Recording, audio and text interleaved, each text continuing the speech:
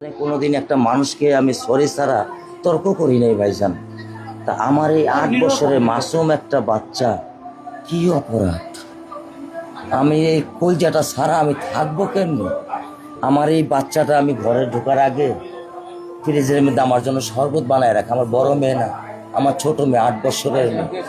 বাবা শরবতের ছবি এখানে লাগায় রাখছে, বাবা তুমি আমাকে নিয়ে যাবা। আমি বলছি আল্লাহ, বাবা তুমি আল্লাহর কাছে চাও, আমার তো নেওয়ার দিয়ে যাওয়ার ক্ষমতা নাই। আমার মেয়ে আল্লাহর কাছে চলে গেছে, আমার মেয়ে আল্লাহর কাছে চলে গেছে। আমার মাসুম এই বাচ্চাটা কি অপরাধ করছে নির্মম ভাবে আমার বাচ্চাটা হত্যা করলো? কি আমার ক্ষতি, কি আমার অন্যায়, কি আমার দোষ? আমি একটু জানতে চাই আপনাদের কাছে। আমার যদি কোনো দোষ থাকে, আমার কোনো যদি অন্যায় থাকে, প্রকাশ্যে আপনারা আমার ফাঁসি দিয়ে দেন। আমি এই বাচ্চাটা যারা আমি থাকবো কেমনি? আমি কেমনি আমার এই কলজা টুকরা ছাড়া আমি থাকবো? আমার পক্ষে সম্ভব না। দিনে ও 50 থেকে 100টা কল দেয় আমারে, বাবা তুমি কখন আসবা, বাবা তুমি কখন আসবা, বাবা তুমি কখন আসবা।